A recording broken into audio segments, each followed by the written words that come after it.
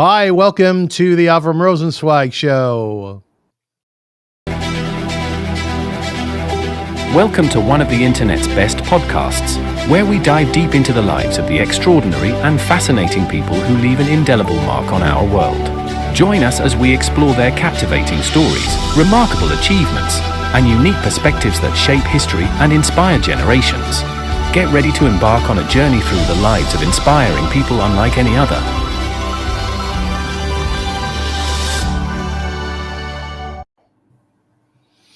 Hi, welcome to the Avrum Rosensweig show. My name is Avrum Rosensweig, and the show is all about, honoring humankind. I'm of the belief that we live in a world which is full of splendor, full of magnificent creations. And I think that when we focus on those things and those people who create it and develop it, will be perhaps more of a positive world. So what I like to do is bring on guests whom I have great respect for, whom I like very much, and whom I feel have accomplished really substantial things in life, and grapple with either their successes, their background, their history, or different aspects of our lives, which we may not know so much about. So today we're going to do that. And we're going to do that with my very dear friends, two of my friends. First off, Rabbi Shlomo Gemara. How are you, Rabbi Gemara? Shalom. Thank you very much. This is a great honor for me, by the way, because everyone knows Rabbis Koropkin, and for me, it's a great honor to be on the same panel. Thank you. Yeah, no, it's great to have both of you. Rabbi Gemara is the vice principal at Chat, which is one of the largest Orthodox Jewish high schools in the world. He's a former Rosh Yeshiva at Or HaChaim Yeshiva in Toronto. And he is considered to be, although I know he doesn't like this, but he's considered to be a scholar, an expert in the area of Shai Agnon. Excuse me, if you don't know Agnon, Agnon was an Israeli and he was a Nobel Prize winner. Fascinating human being. And when you read his stuff, it's somewhat Talmudic in nature. In the future, we're actually going to be presenting to you a Parsha, a Dvar Torah on the Parsha HaShavua, which is the portion of the week in the Torah. And Rabbi Gemara will be doing this, and he will be tying it into Agnon. He'll be tying it into Shakespeare, and we will be doing some really creative, funky stuff with the Torah.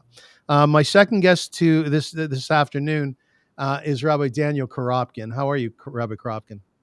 Oh, hi. And I have to disagree with Rabbi Gemara. It's my honor to be able to learn with this scholar. So thank you. Thanks for having us both on, Avrum. Oh, are you kidding? I am so honored to have both of you. So we're all honored, and we're deflecting away the honor, so which is nice.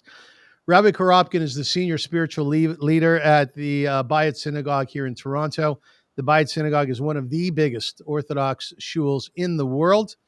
He is also the translator of the Kuzari, one of the most famous works of the medieval Spanish Jewish philosopher, physician, and poet Yehuda Halevi, and it was completed in the Hebrew year 4900. So both of them have been around the track and the block a few times when it comes to learning Torah. Now, here's what we're doing today. If it works, it's going to be very good. And I think it will. Rabbi Koropkin and Rabbi Gemara are here to form what's called a chavruta. A chavruta that comes from the word chaver, which means friend. And the idea behind it is to develop with somebody else an intellectual soulmate. Could be for a day, it could be for a night, it could be for a week, it could be for years. When you learn with somebody else on a regular basis, you start to understand their thinking. You start to understand their intellect. And you bring to the table your approach to Torah, which may be behavioral in nature, and your chavruta brings to the table probably, or what you want, maybe perhaps something a little bit different. Torah from a scientific point of view, or even from a medical point of view. So I have a chavruta on Monday night. His name is Motel. We've been learning for 8 years together, and we've covered a lot of ground in Tanakh. And he thinks quite differently than I do. And that's good. It's like being in a good partnership or a good marriage. You start to learn more so about yourself. You learn about the other person, and you learn about the thinking of humankind. So our chavruta today between Rabbi Gemara and Rabbi Koropkin, our goal is to study a piece of the Talmud, to study a piece of the Gemara. which I claim is perhaps one of the greatest unwrapped gifts of the Jewish people. And we will get into why I say that. We've chosen a specific sugya, which is an issue, a topic within the Talmud, the Babylonian Talmud. And we're going to analyze it, tear it apart a little bit, bring it back together, talk about it in the context of that time, tell some agarata, which is storytelling. And what I would like very much is at the end of this hour, in particular, for you people who have never studied Talmud, have never been exposed to it, or even more so, for you who have been exposed to it and you think it's absurd or bizarre or something that you really don't want to spend time on, open your mind. Give it a chance, okay? Because this is it today. This should be fascinating. I'm sure it will be. And I want you to understand what we, the Jewish people, we, the B'nai Yisrael, have within our hands to enhance ourselves as a people, as a nation, through the study of Talmud. So let's get going. Rabbi Gemara, let's start with you. When did you start studying Talmud? I started Talmud in elementary school, like most of the people my age. We started in grade 6. Honestly, I can't remember anything. The first time I really started to learn Talmud was when I was able to start decoding parts of the Gemara myself, and this happened in the yeshiva high school in grade 10. I do remember it, and I remember that I have indeed few chavrutas, and like I thought that my greatest accomplishment at the time was finishing the whole Masechet of Shabbat, which is quite a long one, and this really was a great experience. I actually can remember it like it happened yesterday. It was a real accomplishment. I just want to know where the last name. How did you get your last name, Rabbi Gemara? You know what? I honestly don't know, but I do know. My father told me that he knew Gemara for 5 generations before him. And my father is not a young man, and he doesn't know more than that. But what I do believe, now, really, wait a second, I have to tell you an amazing story. And when I was young, I told it to Rabbi Tzvi Yehuda Cook, Zichrono Livracha, and he was laughing for half an hour. I'm not kidding. I have a cousin by the name Mishnayos. Now, do you believe me, yes or not? I do have Google. Yeah. If you Google it, Aaron Mishnayot is today like a big judge in Israel, and he is my Seret cousin. Okay, Seret cousin, but we were very close. He also was from Petach Tikva. We were very close families, and I just get that 4 generations ago, like a Shatchen, went over the list and say, "Hey, I have here Mishnayos, I have here Gemara. Let's put them together." So that's this is quite an old name. I believe that in Poland somewhere where they choose the names and they came to the officer, they did not think a lot about what name they are going to choose. And he asked him, okay, what do you want to be your family name? And like he thought for a second and he didn't know what to say. So he just remembered the last thing that he did. He learned Gemara, so he said, will be Gemara. The other one maybe learn a chapter of Mishnayos. He said, Mishnayos. We have many people like this, so I want to believe that this is a source of the name. By the way, in a few weeks, I'll be interviewing Rabbi Dr. Marty Lokshin, who used to be the head of the Hebrew Jewish department at York University. I believe his daughter once dated a fellow by the name of Kugel. Yeah. So they come together to be Lokshin Kugel. Yeah. He was my student, by the way. There you go. Do your best, by the way, when you speak and you use Jewish Hebrew terms, try to translate, okay? That'd be helpful to our listeners. Rabbi Gemara, Rabbi Koropkin, when did you start studying Talmud? Also, around the same time that Rabbi Gemara did in his day school education. Usually, boys begin study of Talmud around 6th or 7th grade here in North America. And I have to confess, my real breakthrough in learning Gemara properly didn't happen until after I left high school. Because even though I went through 4 years of a yeshiva high school, and we did study Gemara, I didn't feel confident enough to do what's called a laning, or to be able to do an independent study of the Gemara without reading translations and so forth until I left high school. Today it's very different from the way that Rabbi Gemara and I grew up. There was no easily accessible, at least for me, who was an English speaker, an English translation of the Gemara that you could just whip off the bookshelf. Today we have the Art Scroll Gemara and we have the Steinsaltz Koren Gemara, so that even the very, very beginner doesn't have to feel intimidated, because there's so many tools, like even this online tool that Rabbi Gemara was talking about before we came on, called Sefaria.org, is just an incredible tool that translates every single line of the Talmud, so that it's so accessible today, much more than it was in our generation.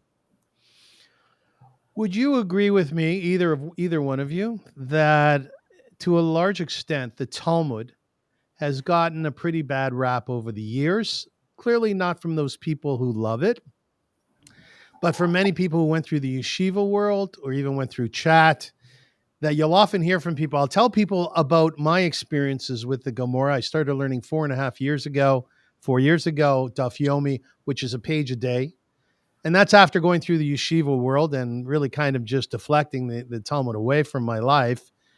And I would speak to people about how brilliant it is, how beautiful it is. And they'll say, it's silly. Well, what do I care about an ox walking through a courtyard and falling into somebody's pit? Don't be silly. I mean, make it applicable. There are so many things to worry about in our society. We're so technologically advanced. How could I possibly care about a goat falling off a roof? That's just silly. Well, Rabbi Gemara, what do you tell such people? So first of all, let me share with you a life-changing experience, one of them. When I was graduating my high school, I saw the most horrible thing. I'm even embarrassed to tell it here to the public, but I want you to hear it because I think it's a very important story, very sad, very tragic, a horrible one. When we graduated, I saw a bunch of students going to the third floor of the yeshiva. And they hold their Talmud books. And I said, where are you going to? They said, come with us. And I came with them. And they decided to show their anger about learning Talmud. They threw the Gemaras through the third floor to the ground below. I started to cry, not because the holiness of the Gemara that was desecrated, but like, what, after 4 years, that's like you learn and this is how you conclude the 4 years. Baruch Hashem, by the way, some of them today are sitting and learning, but I just realized how much anger was among students for teaching Gemara that they felt completely irrelevant to their life. Obviously, we learned it 6 hours a day, so it was a major part of their teenagers. They did something they derived zero enjoyment and benefit. And at this moment, I decided that I will try to show a completely different way of what the Gemara really means, and even for teenagers. Yeah. Rabbi Koropkin, there's a Gemara I was just listening to a podcast on pedagogy for educators. And one of the things that's noticed is that, each grade of grade school is supposed to be building upon the previous year. So if a child is not fortunate enough to be able to catch on to something that he's supposed to get in grade 5, then in grade 6, there's no effort to compensate for what they didn't learn in the previous year. And that child will be lost to that subject for the rest of their educational career. And I fear that what's happened over the years is that so many of our students don't get the basic building blocks of studying something which is not so fundamental, such as Talmud study. And because of that, they build up a resentment, because they just don't feel that they can get the passion that their Rebbe, that their teacher is trying to impart to them. And so, like Rabbi Gemara just described, it does create that sense of resentment. Are you able to hear me? It looks like I may have lost my connection. You're able to hear? Okay. Yes. So Uh, I completely concur. I think that what the modern generation has come to the realization is that, number one, if Talmud study is the be all and end all of any student's curriculum, just like if you're force fed even ice cream, for the whole day, you're going to end up resenting it, even if it's the sweetest and most delicious thing in the world. So what educators today have discovered is that we have to give a rounded Judaic curriculum where Talmud plays a central role, but not to the exclusion of so many other aspects of Judaism, especially Jewish thought, where students learn how to think critically about the meaning of life and about God, which is so often absent from the classroom. And when those things are taken holistically as part of a much larger curriculum of Jewish education, then the Talmud is not a source of resentment anymore. Rabbi Adin Steinsaltz, who passed away a few years ago, Zachreni Livracha, he was considered to really be a giant in terms of the translation of the Talmud. I would say honestly that there have been a few people who have brought me back to the Talmud. One of them is my dear friend Rabbi Koropkin, through an interview that we did a few years ago, asking me about my experiences in yeshiva. And from there, I began to think seriously about them and how I could correct many of the things that happened in those years. And Rabbi Steinsaltz would be another one. Why? Is because he translated the Gemara. And I remember sitting in yeshiva when I was a kid. I was 13 years old. I went to Ner Yisrael Yeshiva here in Toronto, and we would be sitting in these dark, gloomy green rooms. Fortunately, I think their edifices are much nicer today. And you would be talking about Hashutfim Shiratu Lachsos Mechitza, boning at the Kol Biemsa, partners who want to build a wall. They have to make sure to build it in the middle. And I'm 13 years old, and I had just come out of public school. And I'm sitting there thinking to myself, my God, what is going on here? Where have I found myself? Now, Rabbi Adin Steinsaltz was also a writer, and he wrote a brilliant book called The Essential Talmud. His opening line in this book is, if the Bible is the cornerstone of Judaism, then the Talmud is the central pillar, soaring up from the foundations and supporting the entire spiritual and intellectual edifice. Rabbi Koropkin, you make a good point that we don't want to spoon feed too much ice cream to our children, but yet the Talmud is sacrosanct in our world of learning. It is something which is central to it. Why is it so central? It's a great question. Well, first of all, the reason why it's so central, I think it's for a number of reasons. Number one, the formation of our halachic system, which means the way that we live our lives according to Jewish law, is completely grounded in the Talmud. There is almost all of the things that you'll find in the Shulchan Aruch, which is the code of Jewish law, is grounded in the Talmud and its commentaries. And in order to properly understand how to live your life as a Jew, study of Talmud is really the foundation, at least to give you an intellectual satisfaction that what I'm doing on a daily basis is grounded in something meaningful intellectually. But there's also a second reason, and it has to do with the history of the formation of the Talmud, why we study the Babylonian Talmud more than we study the Jerusalem Talmud. It goes back to a history of how Jews learned how to think Jewishly. When a person is able to master Talmudic study and learns the ebbs and flow of logic and the cadence and what we call, the shakla vitaria, which is an Aramaic term which means the give and take of a sugya, of a topic, it starts to get the mind working in a certain kind of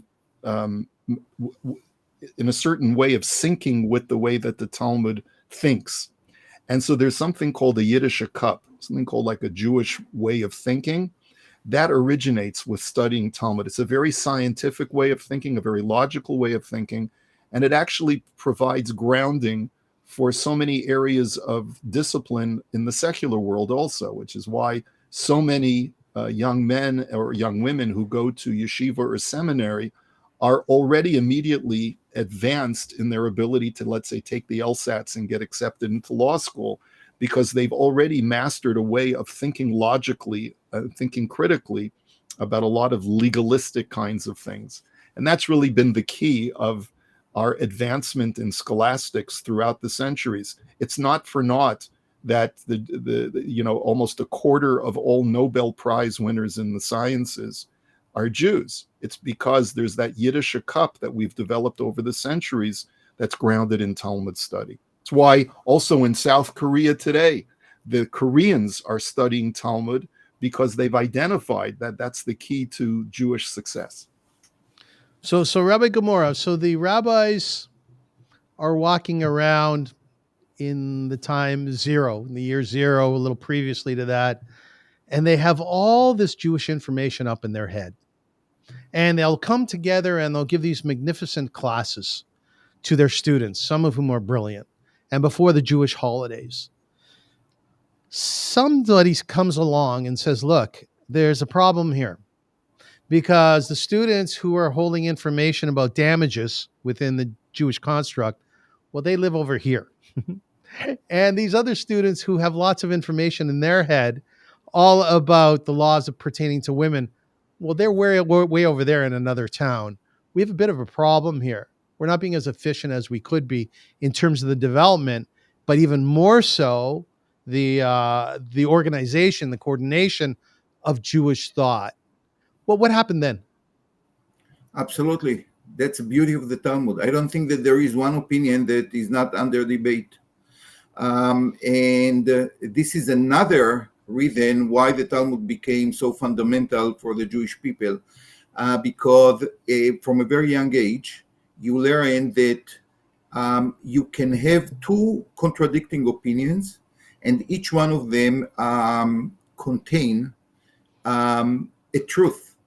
Sometimes you have to prioritize, and actually the sugya that Be'ezrat Hashem we are going to learn will show it, that two people might be right, and sometimes we will accept the idea behind a certain claim, and another time we will accept another one when each one of them had a great weight.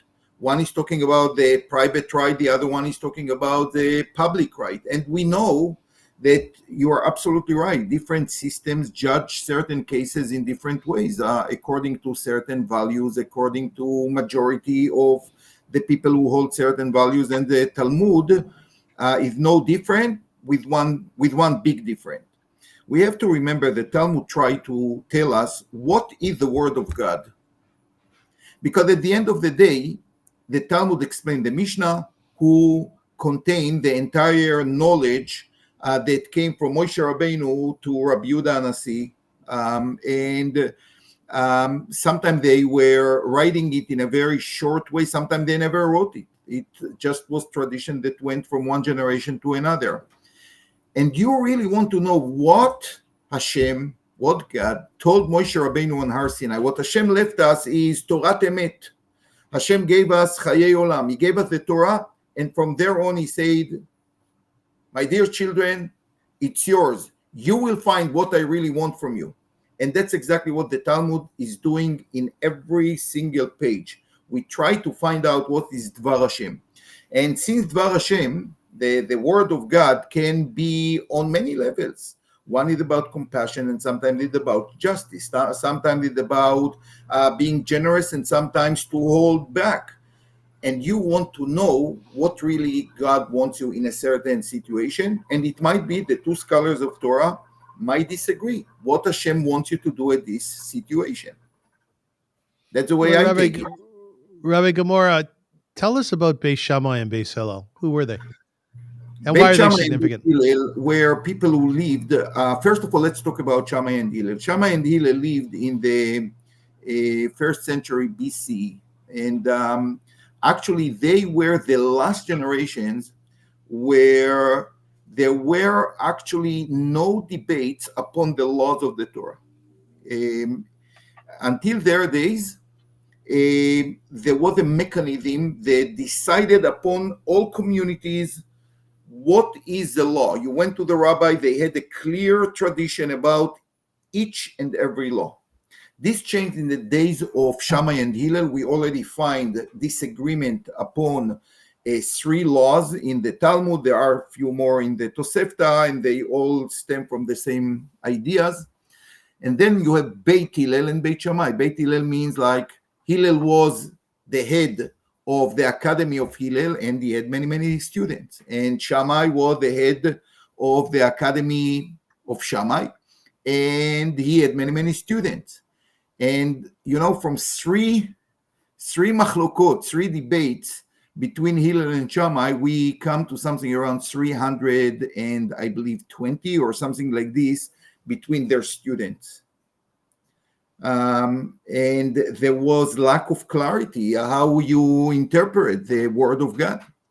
And since then, I don't have to tell you how much the Jewish community still hold to machloket. We love machloket, and always for the good thing, because every Jew think I'm right, and you know what? He might be right, and the other one, no, I'm right. And the beauty of the Talmud, it gives you the tools how to debate, how to listen, how to accept, how to realize the principles behind the argument and the counter argument. I think this is also, I just want to add it to what Rabbi Koropkin said, also help to shape generations of scholars and a Jewish cop, exactly, a Yiddish cop. Rabbi Koropkin, we're going to dive into the Gemara, the particular issue that we've chosen today, in a moment. But before we do, I just want to sort of expand on what Rabbi Gemara said, or have you expand on it. You've made, 4 or 5 trips to Israel since October 7th. Would that be correct? I've been there three times. Okay. 3 times since October 7th, yeah. Israel runs in a very particular way. The IDF does so as well.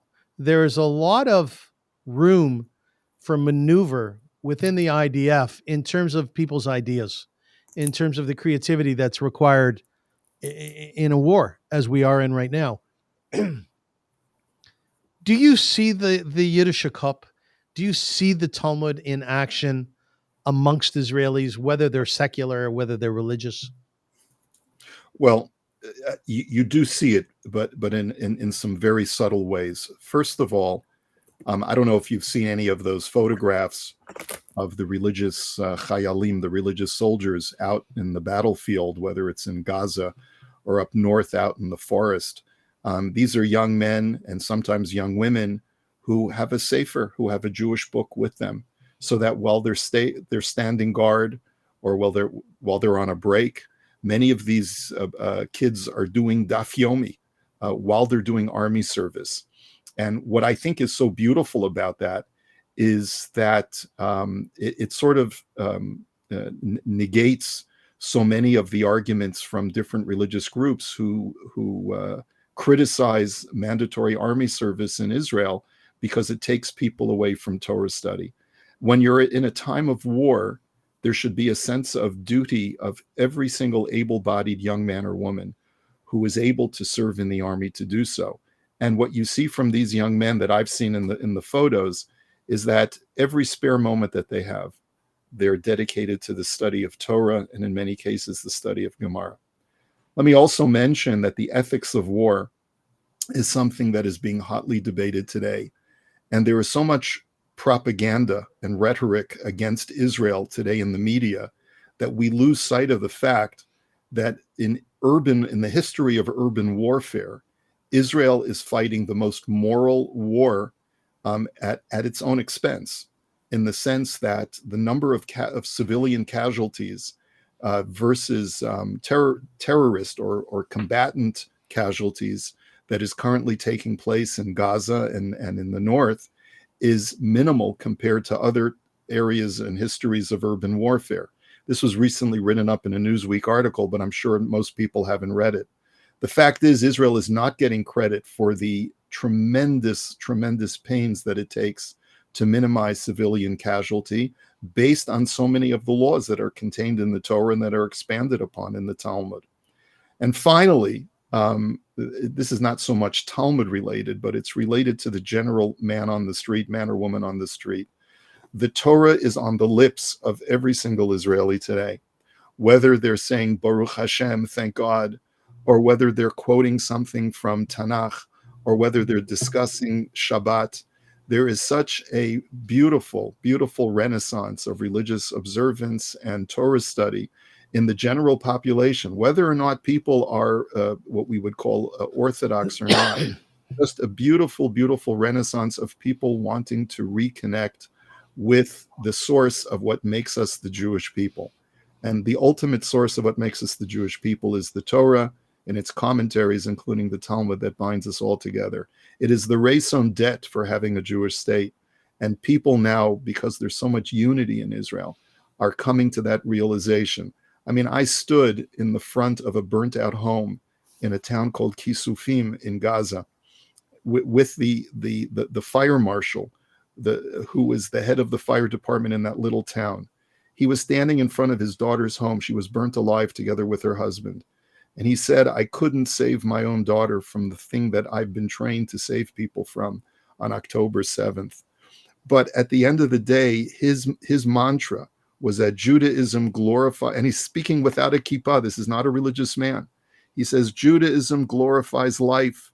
Am Yisrael Chai, the Jewish people must continue living. We have to always look forward to making sure that we are stronger and to rebuild. And I stood there together with him reciting the Kaddish for his daughter. The resilience and the power of our people is all based on this foundation, this bedrock of the Torah of our people, including the Talmud. You love being a Jew. Yeah. So do I do too. I do too. Have you always loved being Jewish?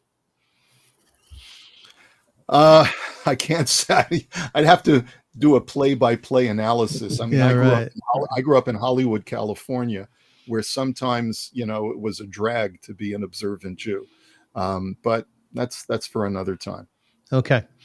Rabbi Gemara, I approached you and Rabbi Koropkin a number of weeks back, and I said, let's do this on the Talmud. Let's do it. Because I think there's a need. I think there's a need for it. And I asked you, please, the two of you, to come together and decide on what we call a sugya. Decide on a particular page, idea within the Gemara that we could decipher, that we could analyze, that we could break down and rebuild for our viewers. You came up with a particular one. What I'd like you to do is start off this chavruta today. And I would like you to tell us what that issue is that we will be discussing, why you chose it, the two of you. And then within the context of the discussion about Talmud in general, tell us about what a Mishnah is and tell us the Mishnah. And then let's move into the Talmud, the Gemara part of it. So let's fill in the blanks here. Go ahead. Okay. So our podcast is until tonight. So as long as we need. Midnight tonight, yes. Because like that's quite a task. I would say the following. When you ask me about the sugya, I thought, first of all, we before Pesach and we can pick something about Pesach. And the truth is that we could pick any blot in the Talmud, which is 2,800, almost 2,800 pages. And each one of them contain treasures, honestly treasures. However, I actually wanted to use my experience. I teach students, and I would say that 90% of my students come from not observant families. They never learn Gemara. They don't have even the sentiment for the Gemara, but they want to learn Gemara for all kinds of reasons. Mostly it's because the grandparent or the father is a lawyer, and he learned to appreciate how much like learning Talmud can add to developing the brain of a young student. And they are absolutely right, by the way. And I also heard, and this is to me like a guiding line, that Reb Moshe Feinstein was once asked what to start to teach. When you start teaching Talmud, what should you start teaching? And the people, he was one of the greatest sages of the past generation. Yeah, in America, no question, maybe the greatest. And the people wanted to teach maybe Masechet Brachot, which is dealing more about like the daily brachot, blessing that the person has to say, or Masechet Shabbat, because many of them came from not Shabbos observing home, and they wanted through the learning of the Talmud to bring some Yiddishkeit back to home. And he said, no. You are going to start with Baba Kama or Baba Metzia, I can't remember, one of the volumes dealing with issues of damages and loans and court procedures and so on and so on. And he was asked why.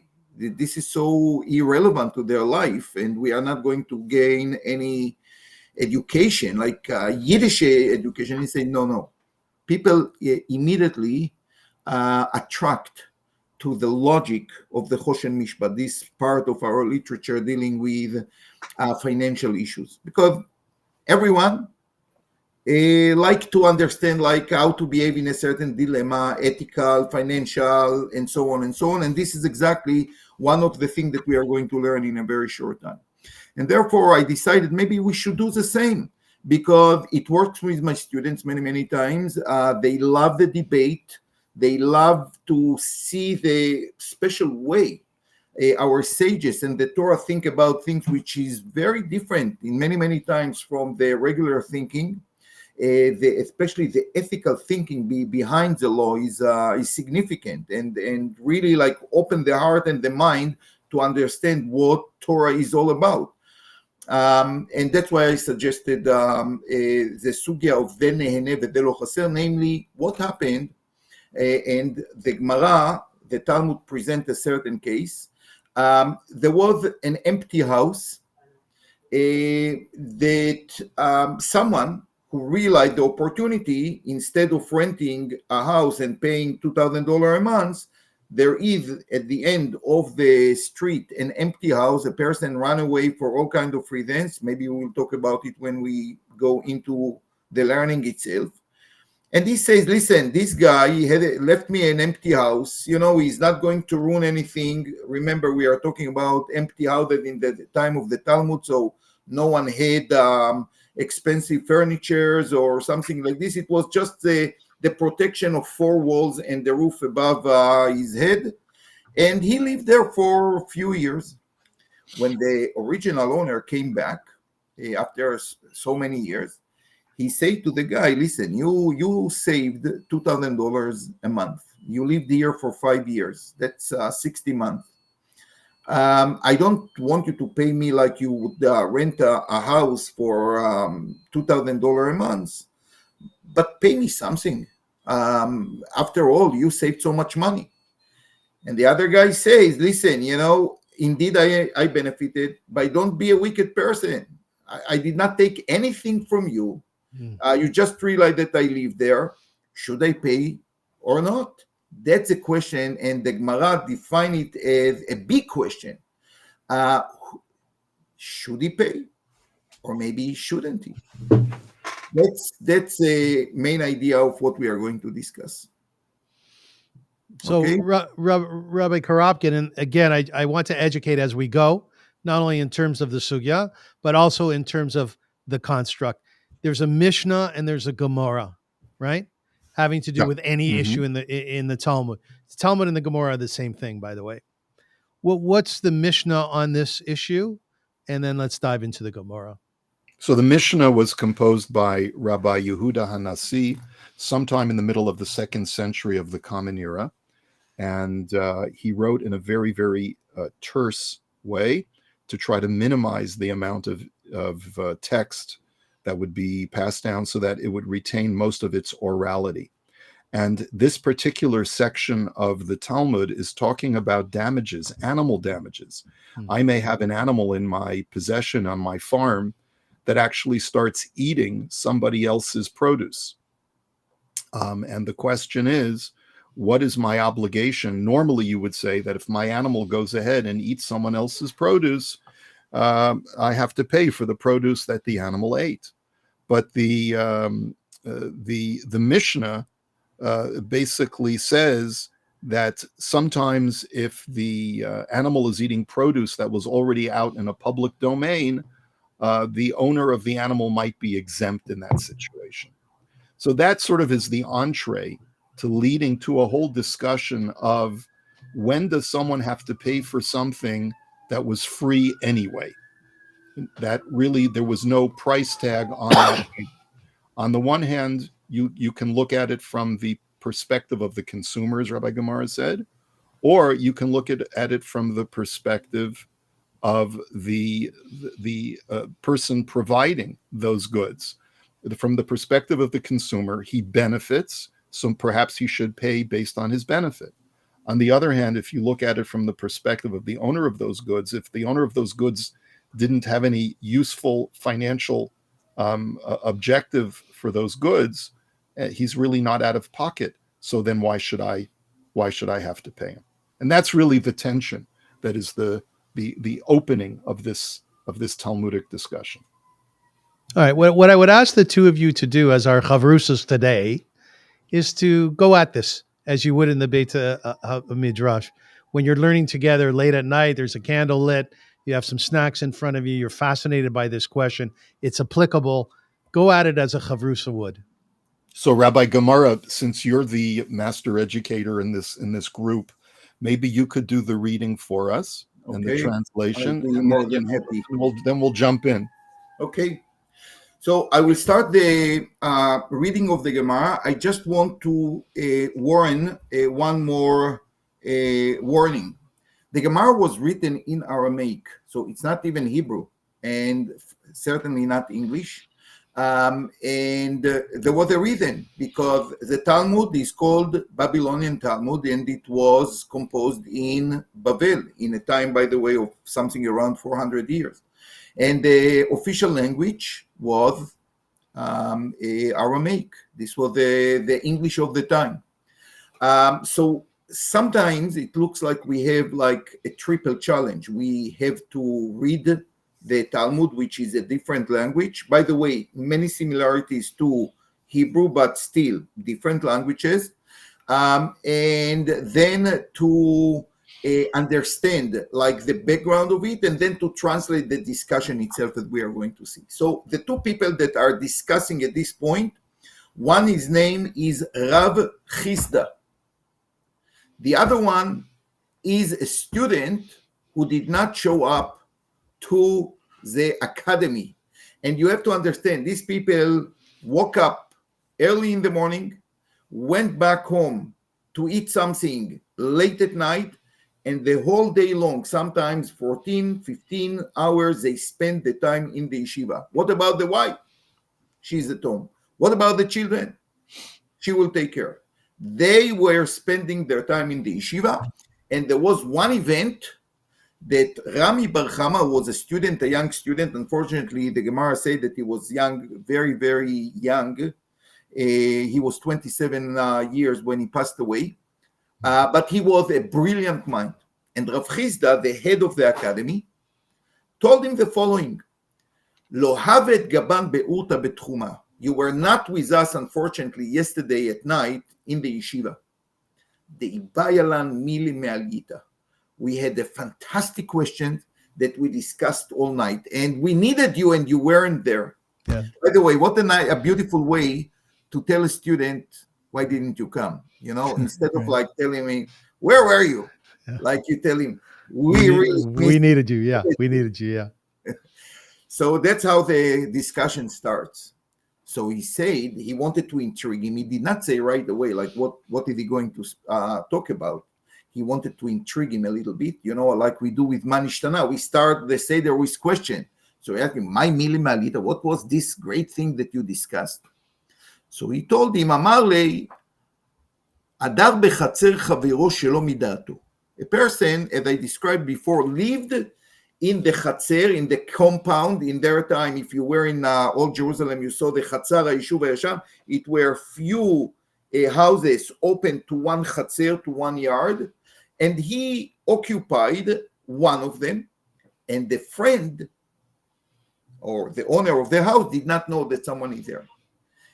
How it happened, we have to remember we were like in a political instability. People, sometimes there were wars, people run away from their house, sometimes they will not come back to the house. And meanwhile, someone realized the opportunity here. There is an empty house. I need to live somewhere. Instead of paying money somewhere, I will go into this house. So the question in the yeshiva, say Rav Chisda to Rami Bar Chama, was tzarich le'alot lo sachar. Should he pay for the time he spent in the house, or ein tzarich, or he doesn't have to? That's a question he presented to him.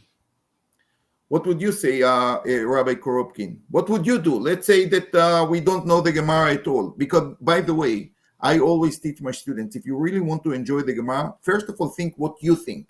Tell me what you think. Then we will compare it to the Gemara. If you are exactly like the Gemara, fantastic. But if not, we will have to find out what is the difference between the Gemara and your approach. And this makes the learning of Talmud always like a mystery. Wow, what the Gemara is going to say next, is it what I said or something different?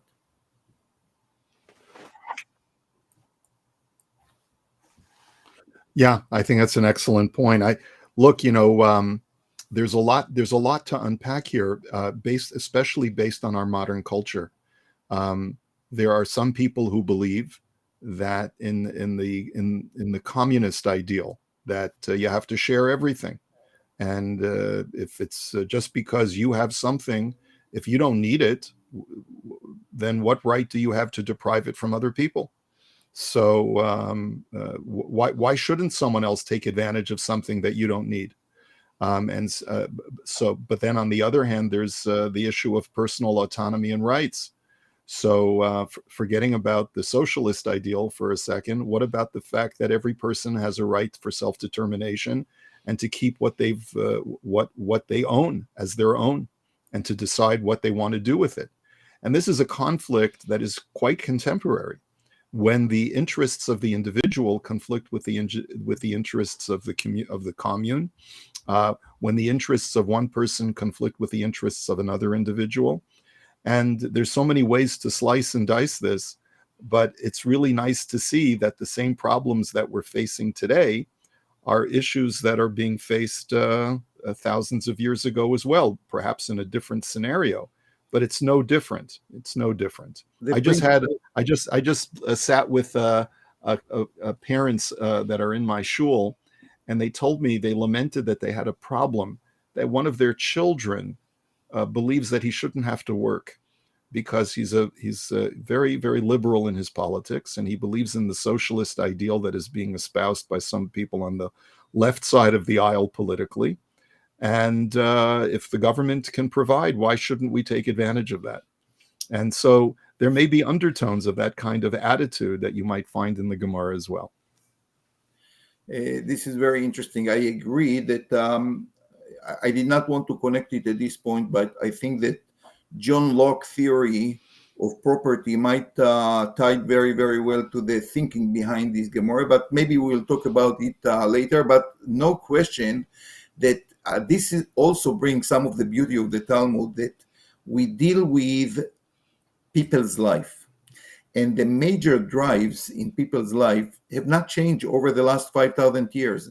Our accomplishment as humans is amazing, but the need for love and jealousy and want more money and things like this are actually exactly the same as they were 4,000 years ago. And it's beautiful that the Talmud already legalized all these human nature characteristics into a legal language. And I think that I'm pretty sure we are one of the first one to have this kind of legal system in every aspect of life. If it's family, if it's money, if it's neighbors, if it's our relationship with God. And the Talmud covers most of it with no question. And it's beautiful to see, as the Rab just said, that Ein Chadash Tachat HaShemesh, there is nothing new under the sun when it comes to human nature. And it's a very delicate balance. In general, you'll note that when it comes to these types of juridical issues, the Talmud doesn't usually swing all the way to one absolute side. Many times there's a balance and there's a compromise and there's a thesis and an antithesis and there's a resolution to the conflict. But usually it's based on compromise and trying to find a middle ground between two conflicting areas. Yeah. And I think the beauty of this sugya, if you think about it, like the Gemara introduced us to a meeting taking place between Rav Chizda and Rami Bar Chama that happened somewhere, maybe in the house of Rav Chizda, maybe elsewhere. But the Gemara presents us with discussion. The Gemara could say very, very simply, a person who lives in the house of someone else should pay money or should not pay money. Why do you think, Rabbi Koropkin, why do you think that the Gemara presents us with a discussion between a rabbi and student? How does it help to understand the halachic mechanism here? You'll find this on almost every page of the Talmud. There's he said to him and he said back to him. This is like I mentioned before, that term shakla vitaria. It gives life. It gives life to the discussion. You feel when you're studying a page of Talmud that you're sitting in a corner of the Beit Midrash, of the study hall of these two great sages, and you're imagining two people conversing and perhaps even shouting at each other or getting very animated and saying, how can you say that? We needed you last night. Where were you? How come I couldn't figure this out? And I needed you. And then all of a sudden, you now become part of a story instead of just part of cold facts. As a matter of fact, when Maimonides wrote one of the earliest codifications of Jewish law, and he stripped out all the stories and he stripped out all the narrative and who said what, and this one said this one and this one said this one, he came under a lot of criticism because people felt that was a vital living part of the organism of Jewish law, and it really is what brings it to life. I might just add, by the way, that we know that Rav Meir was the student of Elisha ben Avuya, who they called Acher, the other person. Why? Because he was rebellious. He turned against his Judaic roots, and he was one of the writers of the Talmud. When you study about Rav Meir and his respect for Elisha ben Avuya, you really are privy to something very magical, that even though my rabbi is no longer respected within the academies, and in fact, he's been thrown out of them, I still have a responsibility to be respectful toward him. And I just want to continue the thought of Rabbi Koropkin, because I do it many, many times in class, and it's quite fascinating. When we talk about Rabbi Yosef, Rav Chizda, Rava, all these people, they cannot hear us anymore. They are buried for 1600 years, 1700 years. But nevertheless, when you talk in the classroom, when you learn their Torah, it's like they are here, and you want really to argue with their argument, with their way of thought. And many, many times in the classroom, especially when I teach like younger students, I wear two hats. One is Rav Chizda, and I tell them what I think. Then I come from the door and I present with another hat, Rami Bar Chama, because they are there. They are present in the room. And this gives such a feeling to a student in 2024 that is actually sitting with people in the same room, the same arguments, the same discussion that they had 1600 years ago. This is just like bridging over generations in a most beautiful way. And indeed, it adds a lot to the love of learning. You are in the presence of giants from more than millennia ago. All right, so we know what the We Mishnah. only have 5 minutes left, so we better get to the answer. All right, so we know what the Mishnah says. What I'd like our chavrusas today is to dance, and when I say dance, like a plie, it's to now tell us, okay, what does the Gemara do with this information? This fellow's sleeping in this man's house, which was nobody was there, and he comes to me, says, I know nobody was there. Zelo nenav zelo chasher. You're not losing anything, but you have to pay. What does the Gemara do with this, chavrusas? Well, the Gemara first needs to clarify what kind of situation we're dealing with. So the Gemara first says, explain the case, because there are so many variations of this story. Was this a house that was meant to be rented out? Was this a type of tenant who was normally, was he an itinerant a vagrant, or was he a person who normally rents apartments that he lives in? And those are criteria that are going to make all the difference. Because if it's a person who normally rents places where he lives, and it's a house or an apartment which is normally rented out, then obviously a person has to pay if he stayed there without the knowledge of the owner. And conversely, if it's a vagrant who normally just plops himself down wherever he finds himself, he's a homeless guy, and he finds a shell of a home which has not been occupied for years, then obviously he shouldn't have to pay. So therefore, the Talmud says the only time there is really a dilemma as far as what to do is if we're dealing with a house that has been occupied by a homeless vagrant who doesn't have any intention of paying, and he doesn't want to pay because he's not used to paying. And his argument may be, well, you saw that I was living here for 6 months and you didn't say anything. So now you're going to slap me with a bill. Why were you silent for all this time?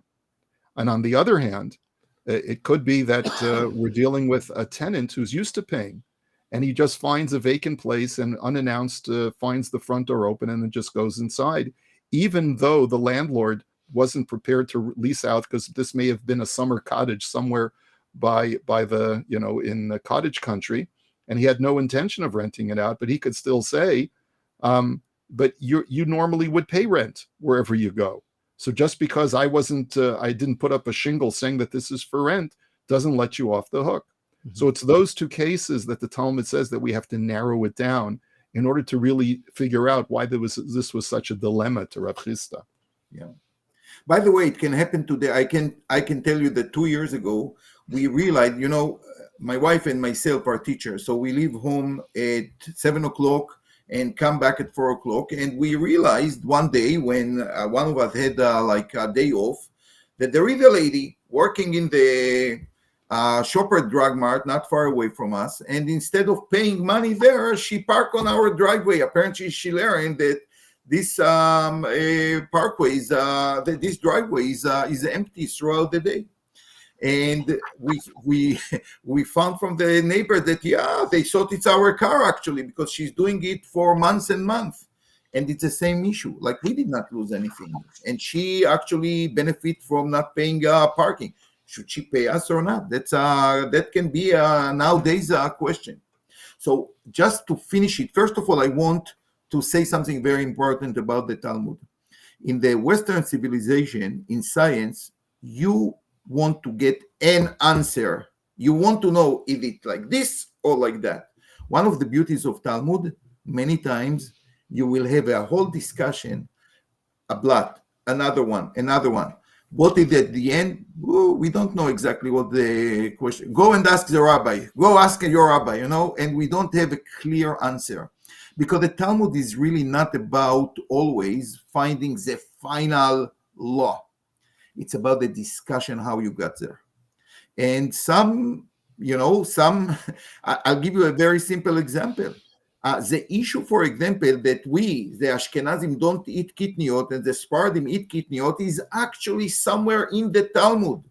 And indeed, it was not resolved. In certain communities, there was a decision to avoid anything that looks like regular flour. By the Sephardi community, in all kinds of variations, they understand a certain piece of Talmud in the volume of Psachim in a different way. So some of these big questions, are unresolved, and different people will follow different opinions. And by the way, the sugya that we discuss also is not completely determined in the Talmud. Generations later, you had to come to canonize the law and to decide what you do. But the Talmud itself and this issue not completely resolved. Let me just add that because we're running, I'm sorry, I have a tight schedule today. The resolution that seems to be prevalent is that both in the later commentaries is a statement that kofin al midat Sodom, which is that a person who lives in the city, the wicked city of Sodom, did not want, people in the city of Sodom historically in Abraham's time did not want to be hospitable at all. And the Talmud's attitude was that we don't want Jews to behave in a Sodomite-like fashion. If you have something that you can share with others and it doesn't cost you anything and you're not incurring any kind of deficit, then you're obligated to share it with others. But there's one important caveat, because that's going to leave us with a sour taste, because it sort of basically means that if I have a home that I'm not using, or anything that I'm not using, I'm obligated to share it with others.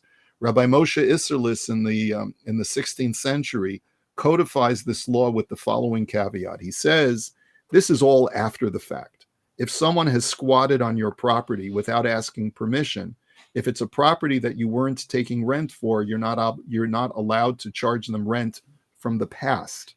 But if you discover it, mm-hmm. and you don't want them on your property for whatever reason, you might say, well, I'm concerned about the upkeep of the property. I'm concerned that this person may introduce bugs or whatever it is. You have every right to prevent a person from continuing to live there, or you can charge rent. This is all, this whole discussion of the Talmud is only reflective on rent past due. Is the rent due or not? And if indeed this was not something that I was planning to make money from, I'm not allowed to charge for the past. But I can change that and work towards the future. And that's really, again, this balance that you see that the Talmud is trying to arrive at, in being fair both to the consumer and to the owner of the goods that are in question. Rabbis, I know that you're both very busy, and I'm very, very grateful for your time. I truly am. Thank you so much. I want you to know that this evolved in the way that I hope that it would. And maybe it's good that we're not going on for hours and hours, because we're giving people a snippet of the magic of the Mishnah, of the Talmud, of the Gemara in general. I'd like to conclude by asking both of you, and again, you don't have to speak long about this. Rabbi Gemara, when someone comes to you and they say, you know what, I heard Avrum's podcast and I liked it, and I really want to delve into the world of Talmud, what do you advise them to do? Where do they go? What do they do? To start, just to pick, I would say Baba Kama is a beautiful Masechet. To go to purchase Baba Kama with art scroll. As Rabbi Koropkin said in the beginning, today the Talmud was democratized. Everyone can read it. It's not only for scholars. And I think that after a person will read the first page, he will need no more encouragement and motivation. He would like to know, okay, what is happening in the next one? I can talk from experience. I learned the best shiur I had was with a group of lawyers that was never exposed to Talmud. And they really always wanted to know, okay, what is next? What is next? What is the next topic? So I believe this will work with every group. Okay, Shkoch, Rabbi Koropkin. Yeah, I agree. And I would just add that you don't have to feel that you need to do this alone. There is a whole online community of people who are studying Talmud in all different levels, from the beginner to the very, very beginner to the very advanced. All you have to do is look for a podcast, or go to yutorah.org, or one of those other Torah-rich websites that have lots of content, and just look for Talmud for beginners or Gemara for beginners, and you'll find literally hundreds upon hundreds of classes that you can take online for free. Listen at your leisure. Get your big toe wet in the pool, what's called the Yam Shel Talmud, the sea of the Talmud, because it really is a vast sea. But once you know just a little bit, you'll be, like Rabbi Gemara said, you're going to want to continue on. This was beautiful. Thank you so much, chavrusas. This was absolutely beautiful. Thank you. I would add, by the way, that if someone is interested in getting a chavruta, an intellectual soulmate, learning with somebody else, there actually are chavruta online, software. You can find a chavruta. If you have a problem doing so, you can be in touch with me. Maybe I can hook you up with somebody, and that's at Avrum. You can find me at avrumrosensweig.com. And in conclusion, I would really like to say that we live in a beautiful world with many problems, albeit, and there is so much around us that we do not take advantage of. One of those things is this unwrapped gift that I speak of, which is the Talmud. Give it a shot. Try it out. I guarantee you, as this happened to me and happened to many other people I know, your pride to be a Jew will grow enormously. You will no longer think to yourself, well, what is it about Jews that's so much different than others? You'll find it. You'll discover it within the Talmud. It's a fascinating ride, a vista, one like nothing else out there. And if you don't try it within your lifetime, you will be losing out on something very, very special. So thank you so much for joining us today. Thank you to my guests. I just love being with the both of you. I love learning from you. I love just listening to what you have to say. We're so, so lucky to have both of you in our community amongst the B'nai Yisrael. So thank you for that. And we're lucky to have you, Avram. Thank you. Thank you, Rabbi. Thank you, for Avram. all you're doing. Thank you, Rabbi. And you've been listening to the Avrum Rosensweig show, and we will be back next week. Thank you so much for listening. I'm Yisrael Chai. Have a beautiful week.